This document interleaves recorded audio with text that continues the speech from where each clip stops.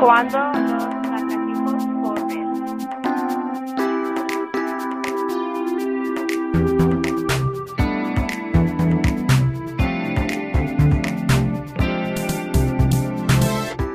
Hi, I'm Jody. And I'm Alison. And you're God.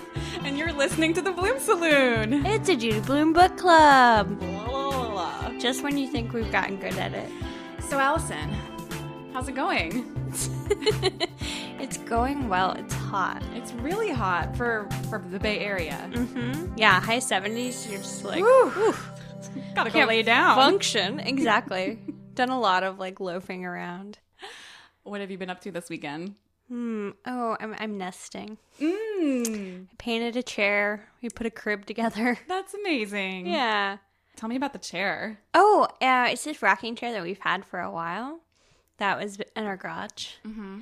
And I thought, if that was painted white, put a nice pillow on it. Mm-hmm. It's going to look real good in the baby's room. White paint can really turn something around. Yeah, and it was really kind of a fun ordeal of like opening the garage, like doing work. That seems so suburban. Yeah, I used a little mask when I used spray paint on it. Good. I'm glad you did that. Mm-hmm. It was good. It was just funny to also see the neighbors. Like, what are they doing on these hot days? So, like, one neighbor kept, like, coming out of his house and, like, more people were coming in. You could tell he was, like, barbecuing. And then, like, a baby pool came out. And I was just like, oh. And everyone's got their windows open, too. You can just kind of hear everyone. So you can hear some people playing video games. And I'm like, great. They can hear the video games pouring out of our house, too. Flies are like so bad when you have all the doors and windows and everything open. So I have one of those electric rackets. What is that? You know, where you can like hit flies and then it electrocutes them. I've never heard of that. Well, so I had one. The batteries died. It like stopped working, and so I got a new one, and the new one's like crazy powerful. Does it zap? Like, yeah, you can. What? And like there's like a flash. And does the fly just like disintegrate or drop to the ground? I can't find. So this one is like, I think supercharged, and I can't find the flies. The last one I used to have to sweep them up. That's crazy. Yeah. It's kind of nuts. So that's been exciting. Like something from the future. I can't believe that exists right now. Yeah, or like Honey, I Shrunk the Kids. Another invention I learned about like just yesterday that apparently is all over San Francisco are those robotic little delivery wagons. Do you know what I'm talking about? No. They look like coolers on wheels, like a little wagon / cooler. And apparently they are used by delivery services. And they're little robots that will trundle down the sidewalk amongst all the pedestrians and deliver your food or whatever you need. I had no idea about this. The reason I heard about it is because everyone's up in arms. Like, we cannot have this in our city. It's already crowded enough. And I think they're starting to enact laws restricting the use of these little cooler robots. Oh my God. That I had no idea. Yeah. I've not seen this. Yeah. Well, it made me realize we're only just across the bay, like 8 miles away in Oakland, but it is such a different city. And I do suddenly feel like so far removed from San Francisco. How did I not know this was happening? Whenever I drive in the city, like if I drive in for work or something, it's crazy the amount of Lyft and Uber drivers. Like, it's an extra 40,000 cars or something like that. But you're just, like, stopping constantly for people getting in and out of these cars. And they just, like, stop in the weirdest places. And I'm like, I've driven in the city for a long time. And all of a sudden, it's just wild. Yeah. They can't stop in bus zones, right? Right. So if they just reverse that and allow them to stop in bus zones, as long as there's not a bus coming, that would solve a lot of problems. But there's like a whole big ass lane being reserved for buses only. True. When that could be put to good use. Yeah, because people aren't going to stop using the Ubers and Lyfts and like start taking Muni. No. I think we're past the point of no return. Oh my gosh. We were very supportive Muni riders for like the first few years we lived in San Francisco, and then as soon as Uber came about, I remember being like, oh, this is convenient, and then you just become slowly addicted, and then you realize this isn't that much more expensive than Muni, depending on where you're going. If you get like Uber Pool or something, and it's so much nicer. Oh, yeah. Well, I never lived in the city when there was Uber and Lyft, so I took the bus a lot. Mm-hmm. I took it, but it was awful. It's not something you miss. No. It was terrible. And so slow. Ugh. I don't think people understand if they don't live in a city like San Francisco, but it can take half an hour to go 2 miles. It's absurd. So yeah, how was your weekend? Pretty chill. Took a microdose of mushrooms yesterday. Ooh. That sounds great. And then I read Tiger Eyes. Sounds like a great weekend. Whereas I'm like, we gotta do this. Oh my God. I'm like losing my mind.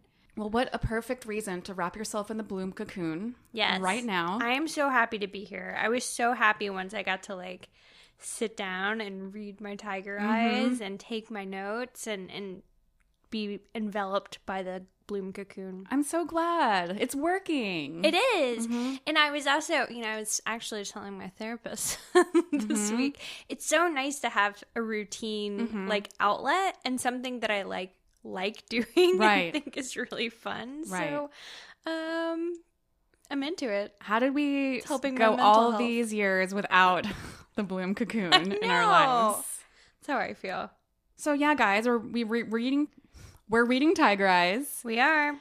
This is probably our second to last episode. It's true. I think the next episode we will wrap this baby up. Mm-hmm. I'm excited and sad because I have been really into it. And it's been interesting to hear from some of the Blume heads, that they really like the difference between, Are You There, God, It's Me, Margaret, and Tiger Eyes, and this more kind of serious approach.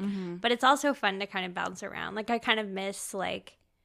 Well, it's easier to not laugh in a mean way, but it's easier to giggle. It's true. When you're reading Margaret. Yes, we are covering some very serious topics. A baseline of sadness. Oh, yeah. The baseline of sadness, and then we've got, like, racism and sexism and, like, all kinds of crazy issues. That's true. I was just thinking today, I didn't remember this being so racist the first time I read it. I think a lot of it might have just gone over my head. Oh, yeah. But now that I'm just more, like, aware of life in general, like, we get it. Yeah. Los Alamos, man. Still want to go. I want to see what it's like now. Like, I'd really love to do a special report. Maybe a special episode live from Los Alamos. Yes. I read a little quote from Judy talking about how I think she was doing a book tour and she ended up going to Los Alamos because she was invited to speak at the high school there. And she hadn't been back, I don't think, since she lived there in the 80s.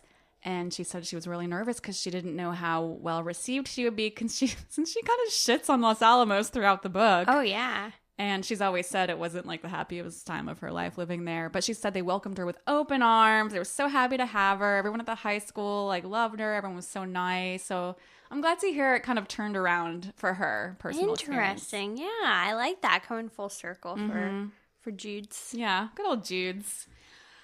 All right, so Alison, let's hear about those characters. Yeah, so we've covered chapters 26 through 32 for today. So we've got Davey Wexler, our protagonist. We've got her mom, Gwen, Jason, Davey's brother, and Witsy, Walter and Bitsy, her aunt and uncle, who are becoming more and more uptight as we move along. I think just taking more and more freedoms with how much control they have over this family. Mm-hmm. It's been interesting. We've got Wolf / Martin Ortiz. Wolf. And his father, Mr. Ortiz, who's in the hospital.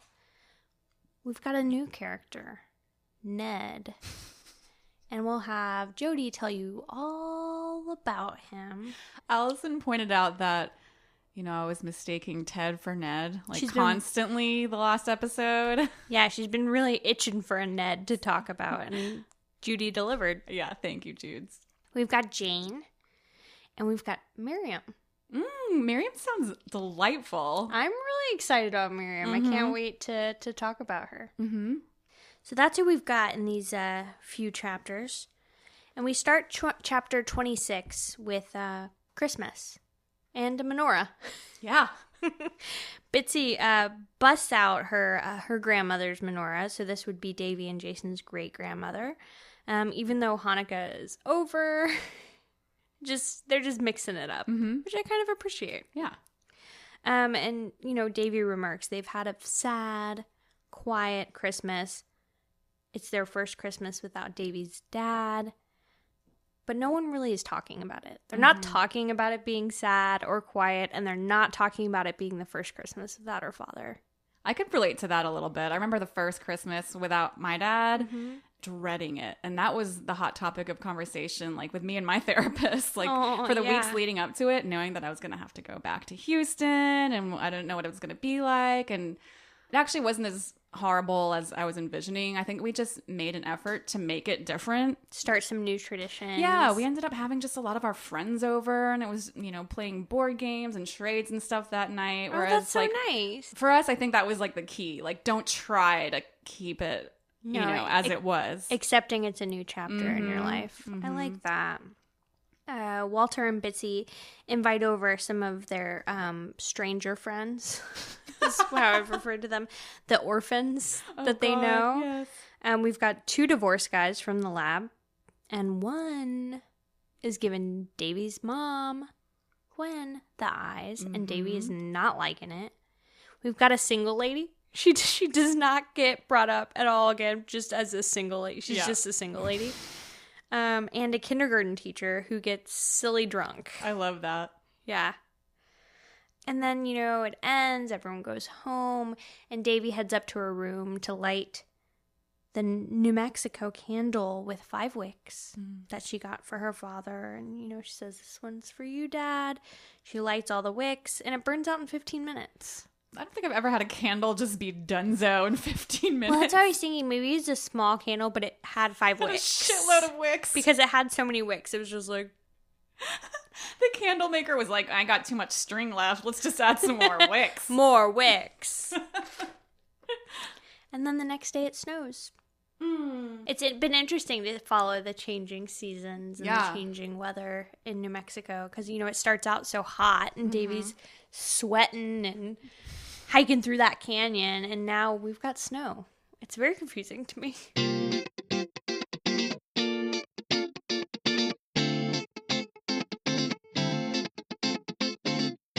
In chapter 27, we learn that Mr. Ortiz has gone into a coma. Willie Ortiz. We're really sad about this. Wolf remains at his bedside. It's a hard time. And Wolf drives Davey home that night, and he tells her he's going to miss her. Because he's going to go away after Mr. Ortiz dies. And, she asks when she'll see him again. And he says, "Cuando los lagartijos corren." I texted my friend Jessica in Houston how to say it for us. Oh, thank you. She loves to laugh at my pronunciations. Cuando los lagartijos corren. Lagartijos. So, he says this mysterious phrase. And he says, "Just look it up." And smiles. And guys, we got to remember, this is before Google. This is before any kind of translator, any kind of bonsai buddy you might have on your computer. What's bonsai buddy? You don't remember those? No. In the late 90s, it was big to download, and they ended up being like little spyware, but it was like a little parrot or a little monkey, and they were... Yeah, they were called, and you would like ask them questions. It was like Siri before Siri. It was like a Clippy that you could download, and you would ask it things, and it knew your name. And like when you got on your computer, it'd be like, "Hello, Alison," and you could ask it to translate. And it was things fucking for you. spyware. Yeah, it ended up just being spyware. That's horrible. No bonsai buddies in 1981. No. And then they hug in the car. Davey walks inside the house, and Bitsy saw Wolf drop Davey off. She's like, 20 questions. Who is he? Is he Spanish? She's Can like, you read this? gasping. Yes, I'll be Bitsy. Okay. Who was that? Who is who? In that truck. Outside. Just now. Oh, that was a friend of mine. What friend? You don't know him. Maybe I do. His name is Martin Ortiz. Ortiz? Yes. Does he go to the high school? Not anymore. He's a dropout? I didn't say that. Well, why don't you just tell me about him, Davey, instead of playing 20 questions? You're the one playing 20 questions, not me. Is he Spanish? I guess. You guess? Well, I never asked him. Where is he from? Española? No, he's from here. He's from Los Alamos. He is? Yes, he works at the lab. What does he do there? Maintenance? His father is a patient at the medical center. He goes to Caltech, but he's taking the semester off. Well, why didn't you just say that in the first place? And then Davey holds up her hands. She's like, search me. It's a heated exchange, and we see Bitsy's blatant racism on display. Blatant. He must work maintenance. He must be from Española. What a bee. I hate it. But then Davey runs upstairs to write down the Spanish, the phrase that Wolf has just said, and, she writes it down like somewhat right. Pretty close. She says, "Cuando los lagartijos se corren." And then she gets it translated by a Spanish teacher at the school. And he says, "When the lizards run, that's when she's gonna see Wolf." What does it mean? Davey knows. It means in the spring, in the canyon. So actually, I can talk about my deep thought right now. Yeah. I just kept thinking about When the Doves Cry. The song? Yeah. And I think that Prince was really inspired by When the Lizards Run. Yes. And wrote When the Doves Cry, because that didn't come out till 1984. Oh, he totally read Tiger Eyes and snagged that. So I would really invite anyone, if anyone wants to work on a parody of When the Doves Cry and change it to When the Lizards Run, I'd be really appreciative of that, because I think there's strong correlations here. So that's my deep thought. Yeah. Mom has gotten a job as a casual at the lab. So she just kind of like bops around between the different divisions and helps out here and there. She fills in where she's needed, doing some admin work, answering phones, that kind of thing. And then we also learn that Davey wants to take driver's ed badly. Oh, yeah. She wants to take every opportunity she can get to get the heck out of Los Alamos, because it's the most boring place in the world. It has a Pizza Hut and a movie theater. She says, this town suffers from a chronic case of the blahs. I loved that. And I love that so much.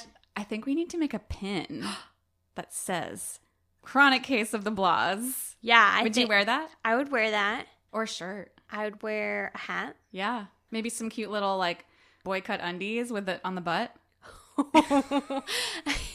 I don't know. I don't know, because then it seems medical. Oh, yeah. You don't want anything near your butt saying chronic case of the case of anything. But maybe a pencil case. Oh, yeah. That's pretty mundane. Chronic case of the blahs. Oh, my God. Yes. Oh, that's genius. So we've got Davey just itching to get her driver's license, itching to get, some driver's ed. I remember that urge, too, and then I ended up just waiting because I failed my test a few times. So then I just waited till I was 18 Allison, anyways. Really? Mm-hmm. That surprises me, because you seem like you'd be such a good, studious, careful driver. I couldn't get through the parking. You have to do, in Ohio, you have to do a pretty crazy, maneuverability exam before you could even get on the road. Oh. And it wasn't, intuitive, parallel park. Yeah. It was, a cone exercise of parallel parking. Oh, my God. It was awful. So then, I was just traumatized after that. But, Mom, per usual, defers to Witsy and says, whatever they think. And Davey loses it, because Walter and Bitsy are, of course, like, no, it's too dangerous. It's the car accidents, blah, blah, blah. So I thought we could read this exchange, because I kind of loved hearing Davey actually go off. If you want to be Mom and start with driving a car is dangerous. Driving a car is dangerous. Oh, please, spare me, will you? Dangerous, dangerous, dangerous. Stay out of the canyon, Davey. You could be hit by a falling rock. Don't forget your bicycle helmet, Davey. You could get hit by a car. No, you can't learn to ski, Davey. You might wind up a vegetable. I'm really yelling now. Davey, honey. Some people have lived up here so long they've forgotten what the real world is like. And the idea of it scares the... You can just stop it right now. That was Walter. Yeah, that's Walter. You're a good one to talk. You're the one who's making the bombs. You're the one who's figuring out how to blow up the whole world. But you won't let me take driver's ed? A person can get killed crossing the street. A person can get killed minding his own store. Did you ever think of that? Kick the wall, stomp out of the room. I'm crying hard and my throat feels sore. We have a long way to go with that girl. Then Mom says, it's hard to be 15. I do not blame Davey one bit. She has every right to be expressing these feelings because these people suck. Exactly. And like while she's not totally in the right and they have a right to like be somewhat protective, they're kind of really over the top. And to have such a shift in your life when something is already so different, you've lost your father, and then all of a sudden your whole life is being uprooted and these different people are telling you what you can and can't do. Every white to get crunk. Exactly. So that was the end of chapter 27 and got wild. Wow. It reminded me of about 3/4 through Are You There, God, It's Me, Margaret. Margaret got a little crunk too. Maybe this is kind of the structure of Judy novels. There's an eventual meltdown.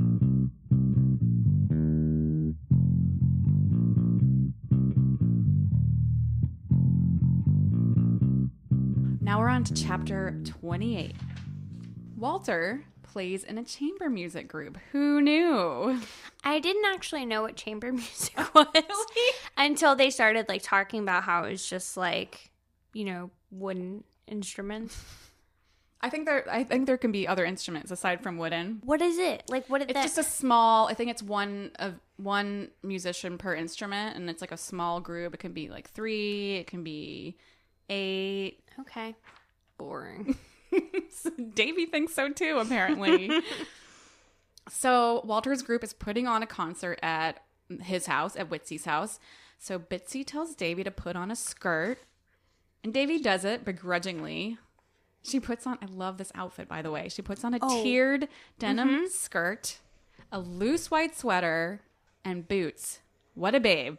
Yeah, and she's like, I would have put this on anyways. Like, I actually really like this skirt, but just because Bitsy told me to, I don't want to. Such a teenager thing to do, but then I also still do that sometimes. So I don't know if we ever outgrow that. No, I was talking about this the other day. I think there's also like a real disorder that you can have where when people tell you to do something, you like can't help but do the opposite. Right. Something like oppositional, like defiance disorder. Yes. Yeah. I've heard of this. And like every once in a while I'm like, do I have it? When I'm like, I don't wanna. Right. So guess who else is playing in the chamber group? Who? Ned the nerd. What? And if you guys remember, he's one of the divorced, lonely single men that came to the Christmas dinner at Witsy's house. He works at the lab with Walter. He was the one making Isaac Gwen, huh? Yes. His name is Ned Grozinski. Great name. Oh, I didn't realize he had such a good last name. Yeah. Mike Wazowski. Mike Wazowski? Haven't you seen Monsters, Inc.? No, I haven't. Oh, one of the monsters' names is Mike Wazowski, and the little child keeps going, Mike Wazowski. It's really good.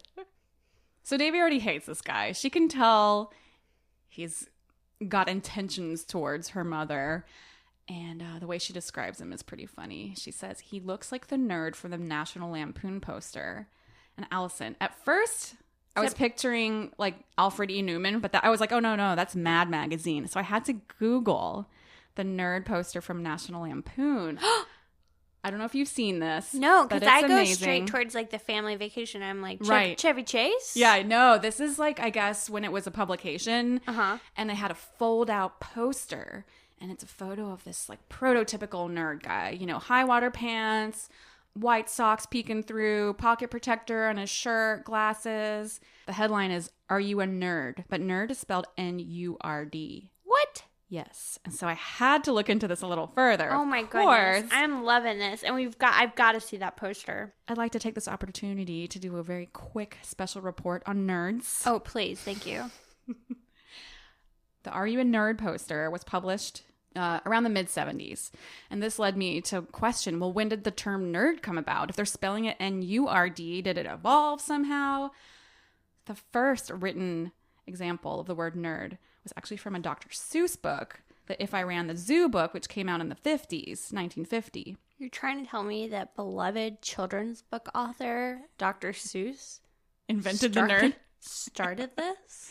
Well, there's debate because that's the first time the word was used, but the context was totally different. The meaning behind that word then was it was just like a frump, you know? Yeah. And then it quickly became popular with teenagers to refer to what we now know as a nerd. You know, typical geek, antisocial, glasses, pimples, all that.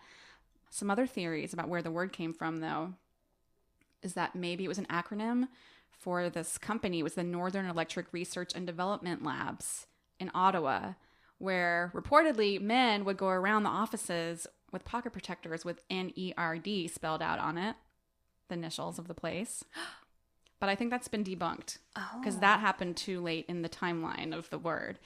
And then this one has some clout. K-N-U-R-D is drunk spelled backwards.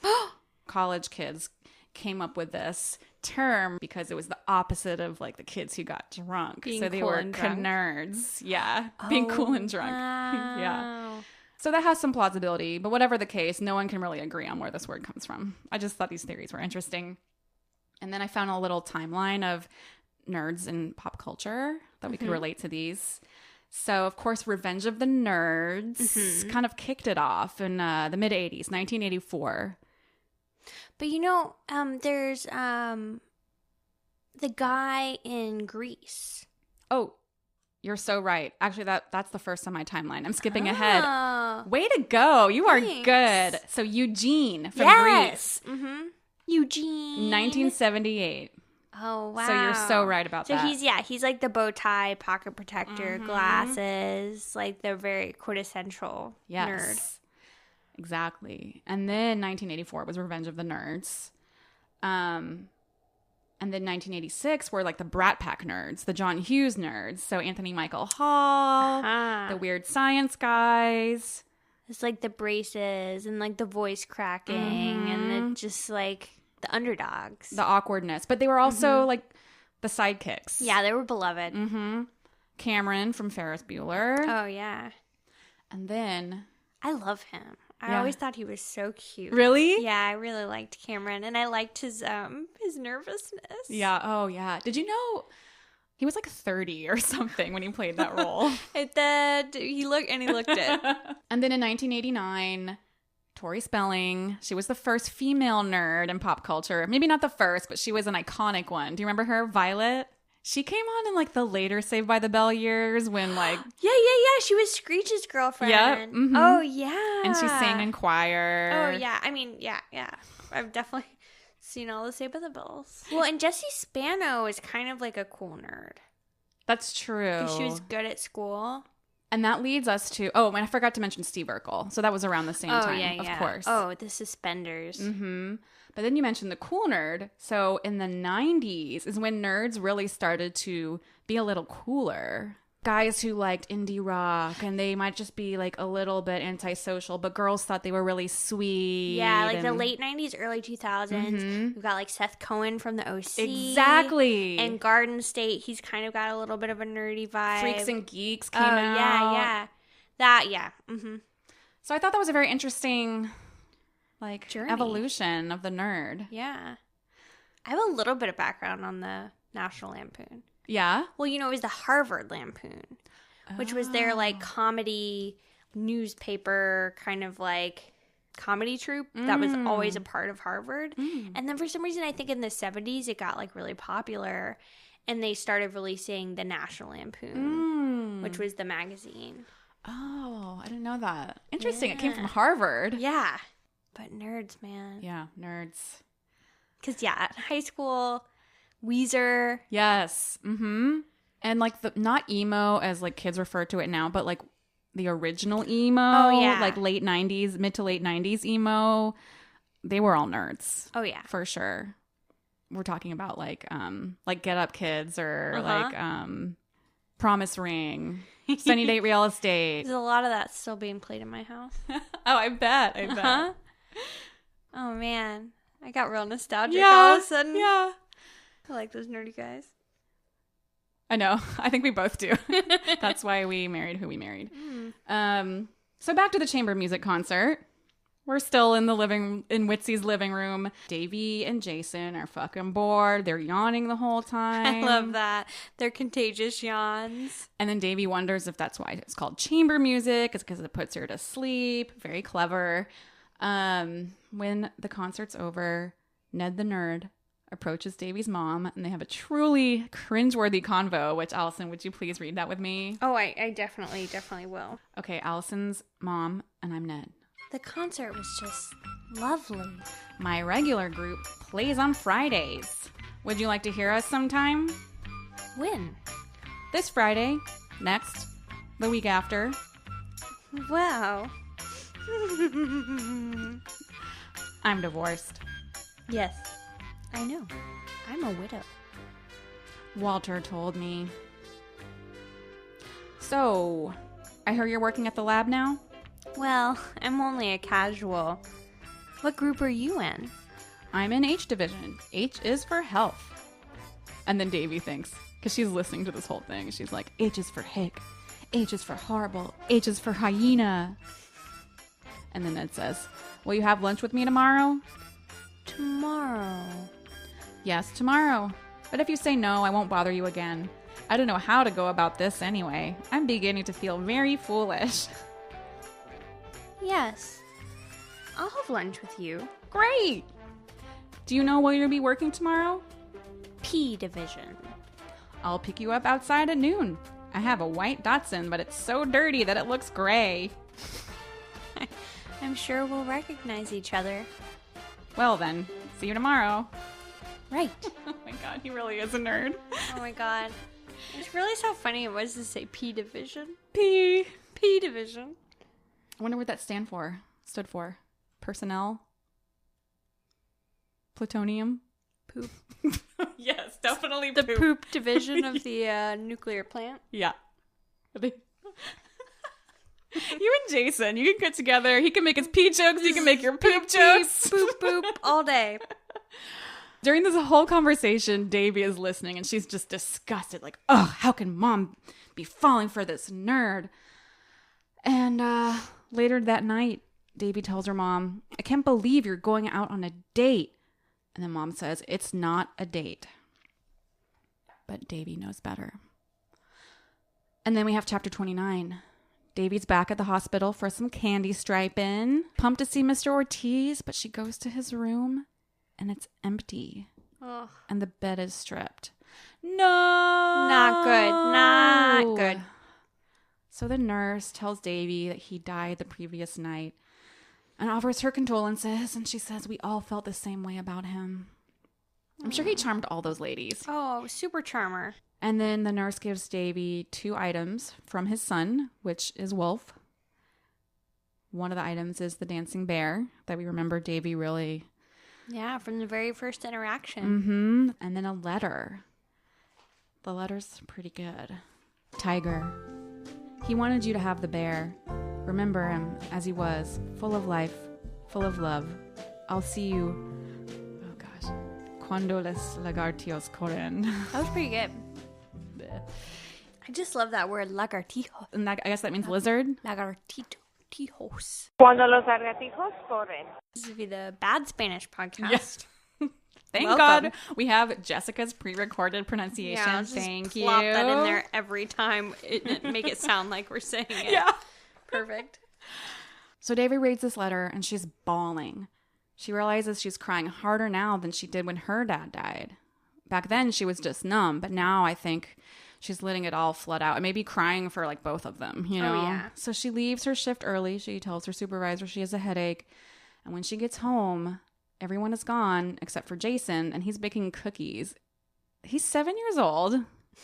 Bitsy left him home alone baking cookies by himself. I think he's just cutting the gingerbread man out of the dough. I don't think he's actually like baking the cookies. Firing up the oven. No, I think he's like doing one task. And mom could be there. He said the both of them were gone. Like the mom had gone somewhere. Yeah, they should not be leaving a 7-year-old at home by himself. Right? Even just to run to the grocery store. That's Even crazy. in 1981. I'd say it sounds very 1981. Yeah. So Davey greets her brother. She is not herself. And she says something that I was so shocked by. I was also very shocked by the language used by Davey. I almost don't even want to say it, but I think we have to. We need to address it. Yeah. Davey walks in the kitchen. She sees Jason there, and he's wearing an apron. What are you doing? What's it look like I'm doing? And why are you wearing that faggy apron? So I don't get messed up. Where's Mom? She's not home yet. Where's Bitsy? She went to Safeway. Ned's coming to dinner. That nerd. He's nice. God, Jason, just look at you. Is this how you're going to spend the rest of your life? What do you mean? Like this? Baking cookies? I can't stand what's happening to you. I can't stand what's happening to us. What are you talking about? I like baking cookies. That's not what I'm talking about. And then she goes upstairs and throws herself up on the bed and winds up the dancing bear. And You know, she kind of sounds like who? Walter.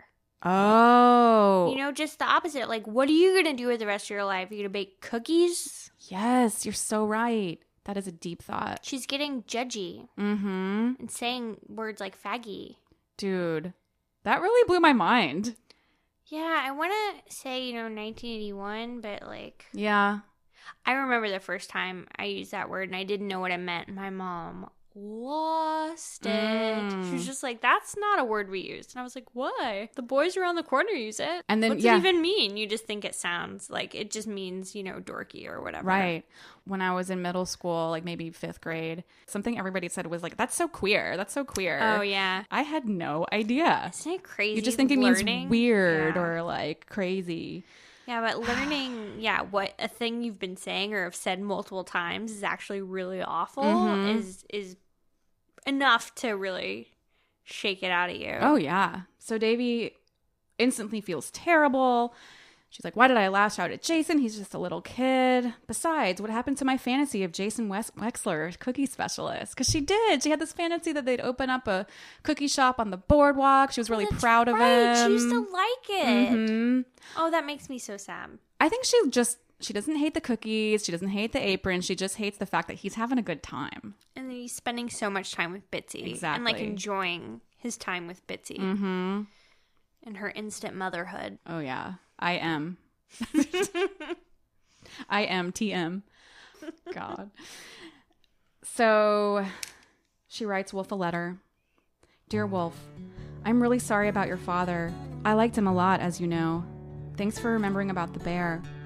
I'm going to keep him on my bedside table. He will remind me of your father and of you. Not that I need reminding, but you know what I mean. I told you that my father died suddenly. Well, that's true, but it's not like you think. He was shot in the chest during a robbery last summer. I couldn't tell you the truth before. I couldn't tell anyone. Here's the thing, Wolf. Your father was ready to die. Mine wasn't. You were prepared for your father's death. I wasn't. After it happened, I was afraid. I was so afraid of everything. Of going to school, of going to sleep at night. I was afraid of you, that first day in the canyon. I was planning to bash your head in with a rock if you made a false move. Lucky for you, you didn't. I love that. Sassy. I don't want to go through life afraid, but I don't want to wind up like my father either. Sometimes I think about dying and it scares me because it's so permanent. I mean, once it's over, it's over. Unless there's something else that comes after. Unless there's something that we don't know about. I like the idea of an afterlife, but I can't bring myself to really believe it. Do you? Here is something I found in a magazine. Each of us must confront our own fears, come face to face with them. How we handle our fears will determine where we go with the rest of our lives, to experience adventure or to be limited by the fear of it. I think about that a lot, especially in this town where so many people seem afraid. Does building bombs make them feel afraid, or is it the isolation from the rest of the world? Have you figured it out? If you have, please let me know. I have to go now. I will remember your father as you asked me to, full of life and full of love. I will see you cuando las lagartijos corren. Love, Tiger. And then, like you said, this is the days before a quick Google. Right. So she goes to school the next day to the guidance office and looks up the address for Caltech and pops it in the mail. Do you think she just wrote Caltech. yeah, Attention. Exactly. Martin Ortiz / Wolf. Yeah. I'm imagining that's what she did. Yeah. What do you think of that letter? I think that letter is probably very cathartic for Davey. It's good for her to actually get something out, to write something down, to share some of these feelings she's having, because while she has this relationship with Wolf, they're not really like talking about their feeling. They're just being together. Yes. Which is really nice. Yeah. It's someone she can spend this time with. And probably easier for her to say it in a letter than it ever would be in person. So, does Wolf get the letter? He doesn't. He doesn't get the letter. It's returned and it says he moved. So upsetting. Ugh. That's how we start chapter 30. Did you like that segue? Yeah, I really like that segue. Oh, it's me again. It's you again. I thought it was you. I was just like, and? And? Yes, Jody. All right, chapter 30. So her wolf letter, her wolf letter? Yes. Her letter to Wolf is returned the same day first semester grades come in. I am literally just reading the book. Let me read my notes instead of the book. Chapter 30. Her letter gets returned. Where is Wolf? No one knows. She puts the letter in her secret trunk next to a ton of letters from Linnea. And we almost forgot about Linnea. We haven't heard much about her. I'm glad Linnea and she are keeping in touch. Yeah. And that Linnea is, writing a letter at the beginning of every month and sending it to Davey. She is a much better friend than Jane. Yes, she is. Do you think Davey's actually writing back? I was wondering that too. I hope she is. Because Linnea is a really good friend. Yeah. But it's report card time. Ugh. I hated this whole situation. This just, brought me so much anxiety. Davey's grades come in, and they're not great, but her mom's like, oh, very nice. Good job. Not bad for missing 2 months of school or whatever it was. However, Walter is very mad. Walter goes nuts. Seriously. I don't know what he was expecting. Yeah, I mean, he just has no regard for like what's happening in her life. Yeah. And that it could affect her studies. Right. Give her a break, man. He gives her a whole spiel about not applying herself, not living up to her potential, blah, blah, blah. Davey kind of knows it's true, though. She really hasn't been applying herself, but she is not going to take any shit from Walter. No. Do you want to read page 166 with me? I do.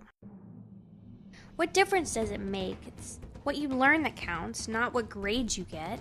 Who told you that? My father. I should have guessed. What's that supposed to mean? You want to wind up like him, with no education, working at a 7-Eleven store? A wasted life. How dare you say that my father had a wasted life? You don't know anything. And I'm going to tell Mom that you said that about my father. He was a better man than you in every way. Fine. You tell your mother, or maybe I'll save you the trouble and I'll tell her for you. Because if your father had been a better man, she wouldn't be where she is now. That's not true. Your mother is another example of a wasted life. What? What did you say about my mother? Pregnant in high school and destitute at 34. Shut up! Just shut up! He grabs her by the wrist and he smacks her hard across the face. I hate you. I've always hated you. And then she runs out of the room. Oh. You don't say that to people. And you don't fucking slap him either. No, you don't do any of that stuff.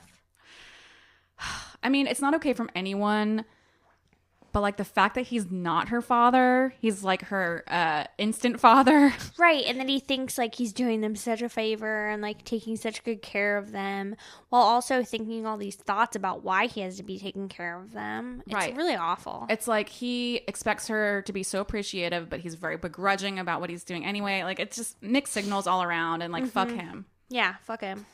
Fuck Walter. Fuck you, Walter. That's the pin. Fuck Walter. Yes. So later, Davey writes another letter to Wolf. She has to tell someone what's happening, someone who will understand that her life is falling apart. Later that evening, Walter comes up to apologize. Davey's not taking it, though. And she gives him the silent treatment. She does. And I have always been such a sucker for apologies. Oh, like, really? If someone apologizes, I'm like, it's okay. I'll forgive them for anything. But Davey, she probably should have talked it out with him. That'd be better. But I definitely relate. She needs time to cool down. Yeah, I definitely relate to the just like shutting down and not wanting to deal. I think he tried to apologize too soon. If he had waited a day or something, it might have gone over better. Yes. But so she has nothing to say to him, and when he asks if she can forgive him, she doesn't answer. He slinks off. Yep. And that's it. Ugh. Ugh. Ugh.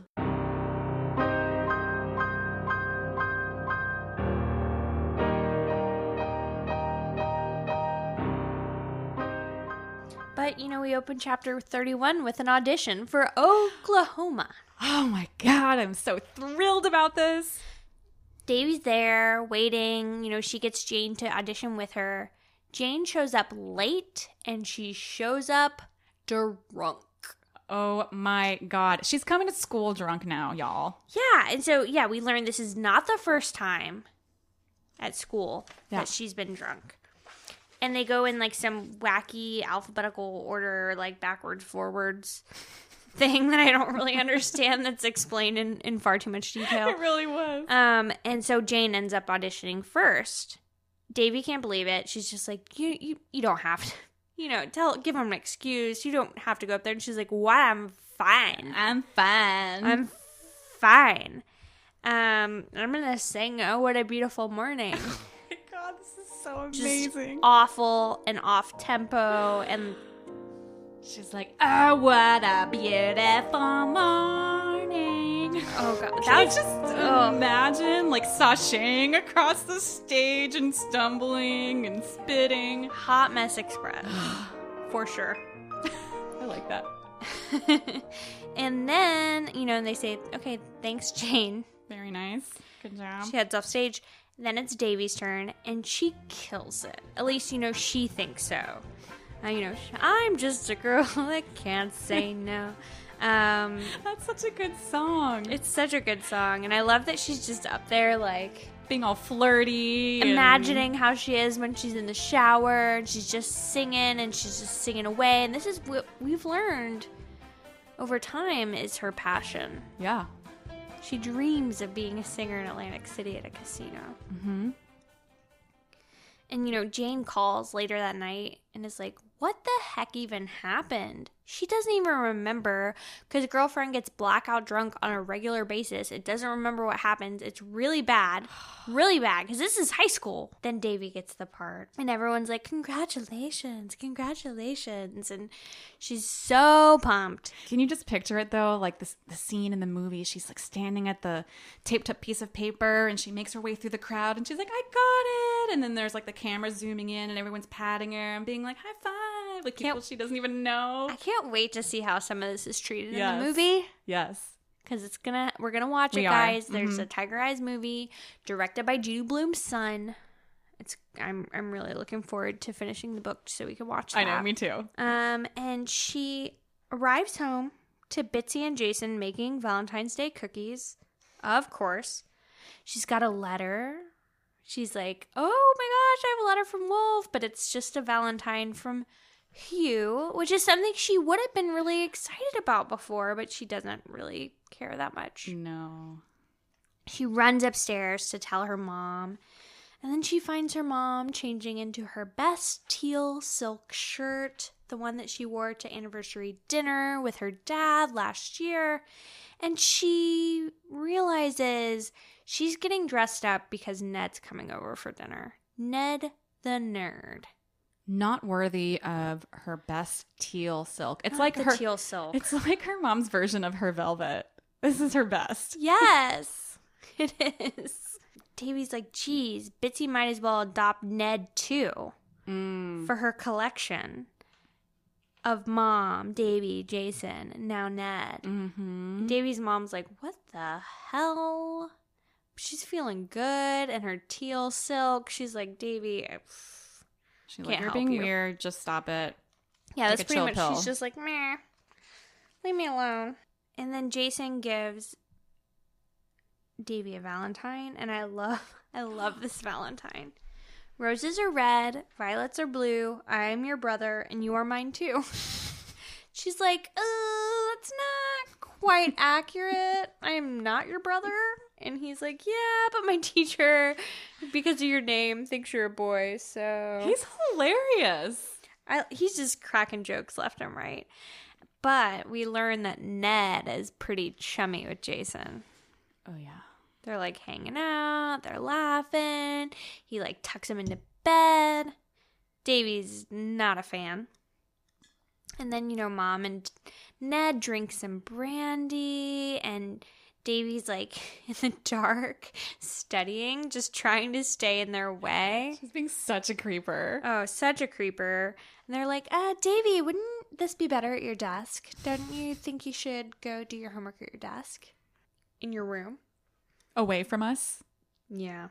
You're trying to get rid of me, mother. So she begrudgingly goes. And the next day, Gwen suggests that Davey meet with Miriam, her therapist. She thinks they might have some things to talk about. And Davey's like, yeah, I got some things to talk about. About you, Mom. Exactly. And that's the end of chapter 31. We open chapter 32 with a drunk Jane. At school, making a scene, throwing her books against the locker, dumping her purse out, her perfume, breaking everywhere. Where are these teachers? Right? How has nobody said anything or no one stepped in? No. Davey's even able to like sweep, Jane away to puke out of the sight of any kind of administrative people. She might be an enabler. Yeah, well, Davey's like, you have a problem. And she gets the classic response from Jane. I can quit when I want. You know who this reminds me of a little bit?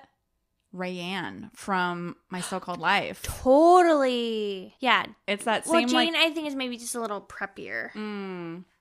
It's that same BFF that, you cover up. You cover up their shit until you get sick of it. And then they get mad at you when you try to tell them they have a problem. Oh, man. So that's no good. No bit of good. And no bit of good? No bit of good. That is a great phrase. So many pins coming out of this episode. And Davey heads to meet with Miriam on her lunch break. And I love, Miriam is 40 and she's overweight in a sexy way. I loved that description. That she doesn't wear a bra. Her boobs jiggle a little some bit. Jiggly bits. I see she's kind of voluptuous and interesting. Like, she seems kind of like an interesting dresser. She's wearing a skirt and like cowboy boots. I like Miriam. And so Davey goes to see Miriam. They discuss the tension with her mother and the fear that, Gwen is becoming like Witsy. She's just becoming kind of this Stepford wife, of Los Alamos. And Miriam asks about Ned. and Davey says, who? I don't know him. Never heard of him. Oh, you mean the nerd? I love that. I love the who. Yeah. Excuse me, Ned. I don't know a Ned. I know a nerd. And Davey tells Miriam about Jane's drinking. And she encourages Davey to bring Jane to the alcohol abuse clinic. So I really, Miriam, only one with like a good head on her shoulders in this book. And Davey goes home and she writes her 6th letter to Wolf. A lot of fucking letters. Yeah, and so she keeps it in the safe, in the trunk, until the lizards run. Man. Keep the letters in the safe until the lizards run. Boom, boom, boom, boom, boom, boom, boom, boom. Oh my God.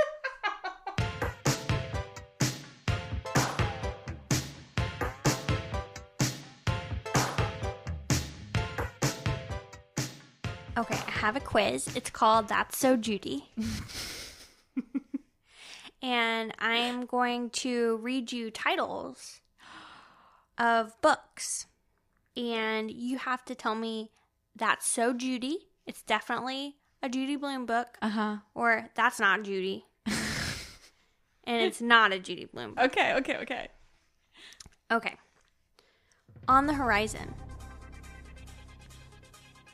That ain't Judy. Or that's not Judy. Great, that was good.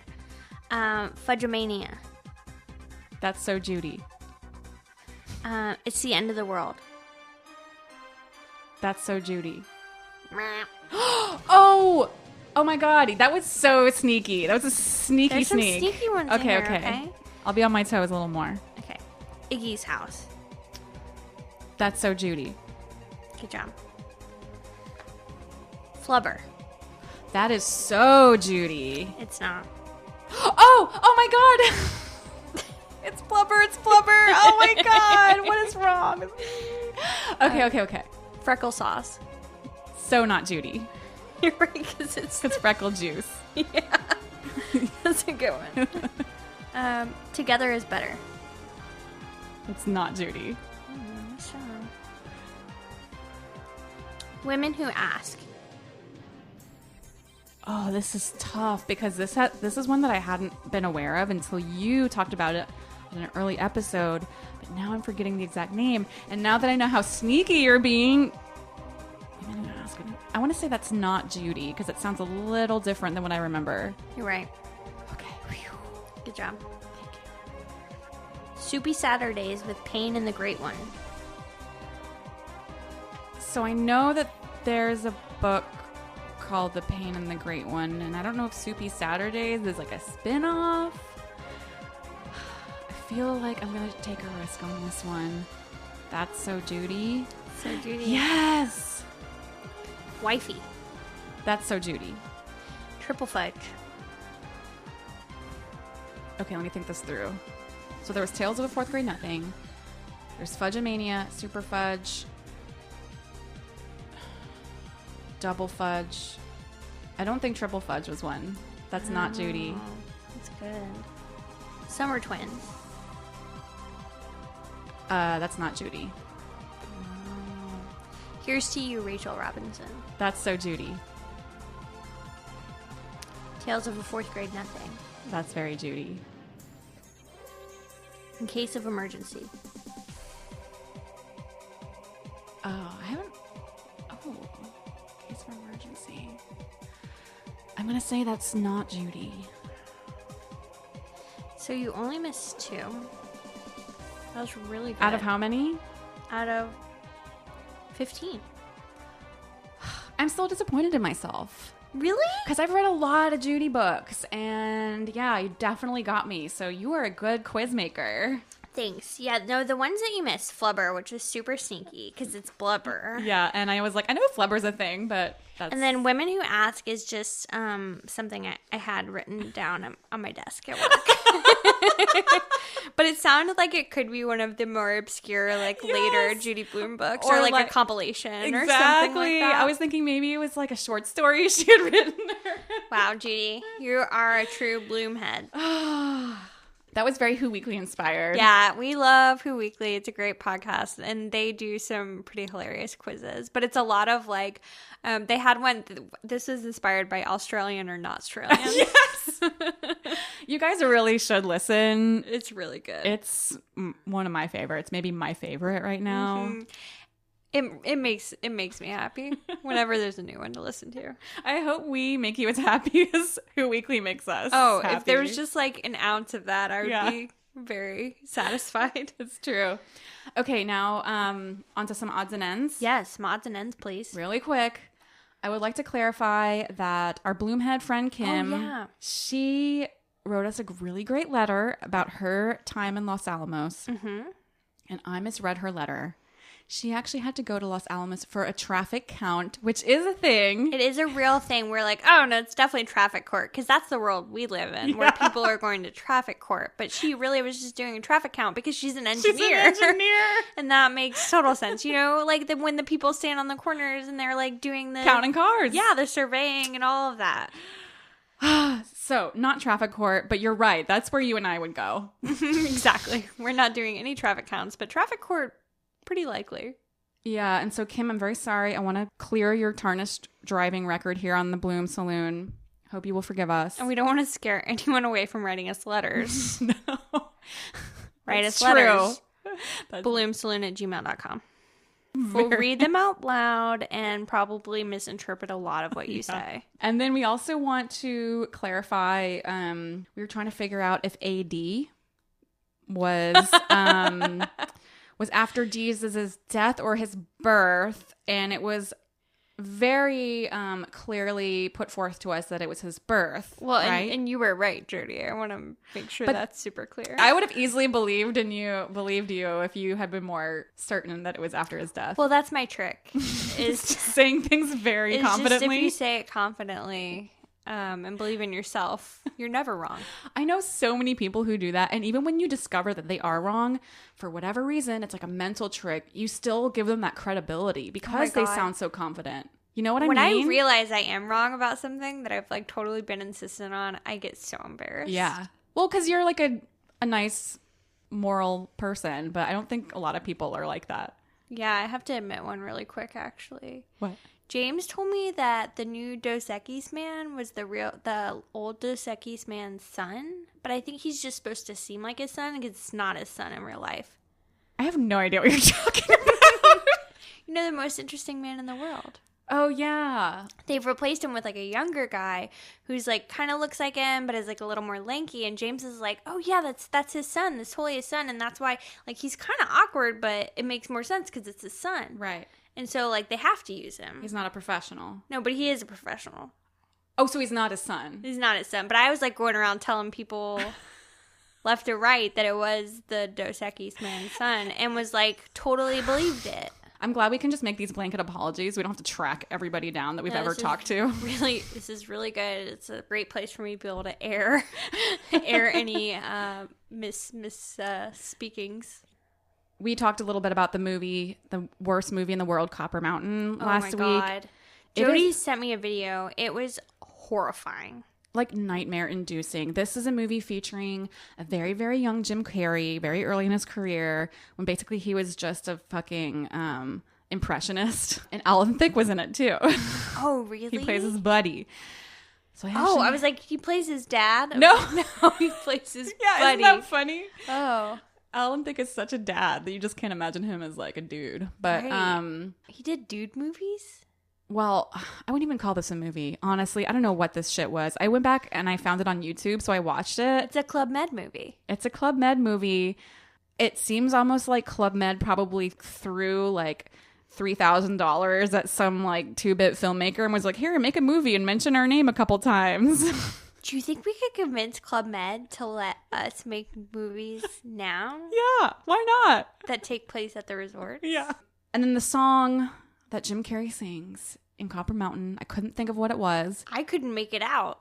He's singing Mr. Bojangles and doing a Sammy Davis Jr. impression. Oh my, can you please play that as we head out of the podcast? Yes. Because it was one of the scariest things I've ever seen. His face was like all distorted. He looked like he was having a seizure. You could tell he was trying really hard to do an impersonation of somebody, but you didn't know who. I just can't believe you were at Copper Mountain watching the movie Copper Mountain, just drinking beers with the ski instructors. Yes, those were the days. Oh my. I'm so sorry. I'm just dragging this on, but I do have one more odd and end. This is the issue of 17 magazine that I made my appearance in. Can I describe the cover really quick? Very young, Reese Witherspoon with an insanely cool, like, feathery velvet jacket over, like, a baby doll dress. And, like, a kind of puka shell necklace thing. Yeah, where did the puka shell necklace come from? That's the real wild card here. She's so young. This is 1997. And there's also Your Period, the real deal. And then this is my spread. Look at Jody, and it's this is so good. City of Westminster, Abbey Road, like standing next to the sign with other really super cool baby goths. This was my band. We were called Olsen. After the Olsen twins? Yes. Oh my God, where are these people now? I don't keep in touch with them, sorry to say, but they were very lovely people. I love it because, you know, that was like the era of England kind of conquering America again. Oasis was second really conquering? big. Oh, yeah. You're right. The second, like, British invasion or whatever. Bush. Oh, yes. Who else? Blur. Oh, my God. Yes. Trainspotting. This was when Trainspotting came out that year. And you actually, like, were an American living in England, being super cool. It was a great time. But I do have to make a correction. Remember I said my quote was, what do you miss about America? And I said, fruit roll-ups, MTV, and being able to drive. I left out the best one. What? Contempo casuals.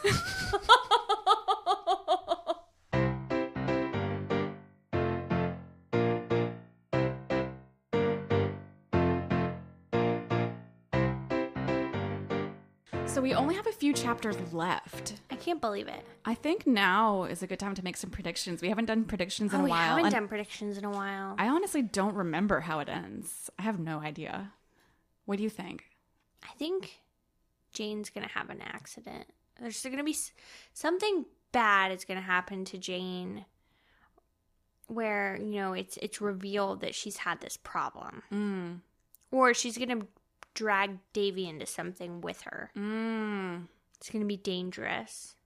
I think we will get to spring when the lizards run. Cuando los lagartijos corren. We'll have Wolf come back. Maybe he'll come back mysteriously early. I kind of think he's not going to come back. At all? I kind of think, or maybe if he came back, it would almost be like, okay, then what happens now? You know? Sure. I mean, he is in college, and Like, Davey's 15. Yeah, and they're, you know, she's written him all these letters, and maybe she would show them to him, and then they'd have like a weird, like, oh, now we're actually talking about feelings. Where do we go from here? And knowing that this book is ending soon, and knowing that like Wolf's mystique is what drove most of it, I kind of feel like he's not coming back. He was a lot more important to Davey than she was to him. Yeah, like he changed her life, but she probably didn't change his life. She was probably like a really great distraction. Yeah, or just like a nice presence to have around, but I don't think he's going to be pining for her back at Caltech. We'll find out next week. Oh my gosh, I'm so excited. And then, like we said, we're going to watch the movie. I don't know why I said it like that. The movie. We're going to watch Tiger Eyes, the movie. We're going to talk to you about it. Get renting. Go to your local Hollywood Video or your Blockbuster. Yeah. Pick up a copy of Tiger Eyes. Watch it along with us. Yeah.